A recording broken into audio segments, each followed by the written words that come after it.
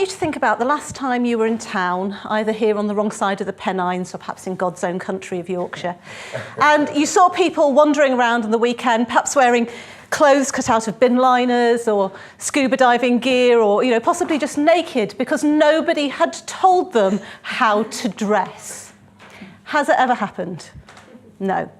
And yet we feel the need to tell people, fully grown adults that we trust with much more important decisions than this, how to clothe themselves appropriately for work every day. I'm going to suggest that we put dress codes into Room 101.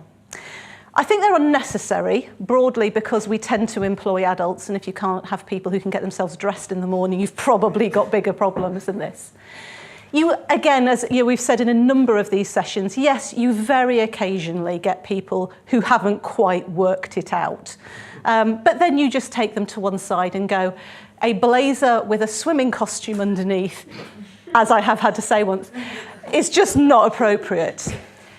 Most people conform to norms. Gary talked about writing shocking HR policies so that he would fit in. And I was thinking about this, and I thought if I look at my wardrobe, I have kind of eras, not necessarily based on the fashions at the time, but based on my workplace at the time when I wore suits, the time when I was scarves, the time when everyone was wearing quite kind of natty Thomas pink shirts. And I wore those to fit in with the people I worked with at the time. And that's what most people do. They conform to group norms. So on the basis that the majority of your people will be sensibly dressed, just let people come in and get a feel for what it is in your workplace. And 99% of them will make a sensible decision.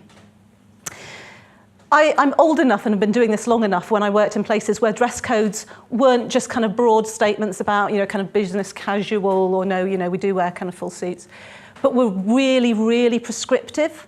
And I guess one of the issues I have with them is they were always kind of weirdly prescriptive about what women wear, how many inches above the knee your skirt might be, how many centimetres of cleavage that you might be able to show. I always imagined some kind of older guy writing these, kind of rubbing his thighs, going, oh, no, we don't want to see that much yet. And actually we saw with the PwC case the other week where a woman was sent home, not from PwC, but from the third party for not wearing high enough heels or makeup, that actually that kind of fetishizing of women in the workplace hasn't really gone away.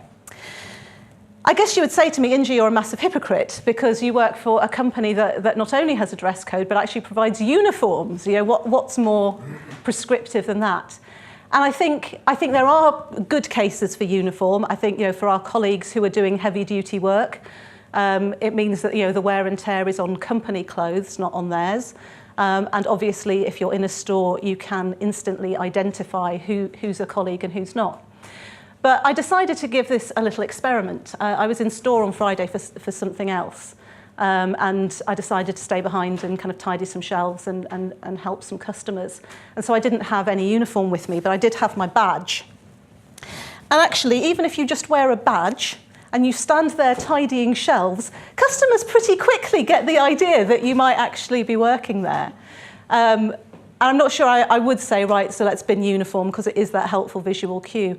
But actually, it's as much about kind of attitude and showing that you care and putting yourself out.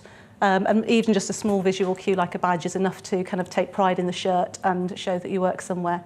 So I'm going to suggest that dress codes and maybe even uniforms are not necessary in this day and age. Thank you.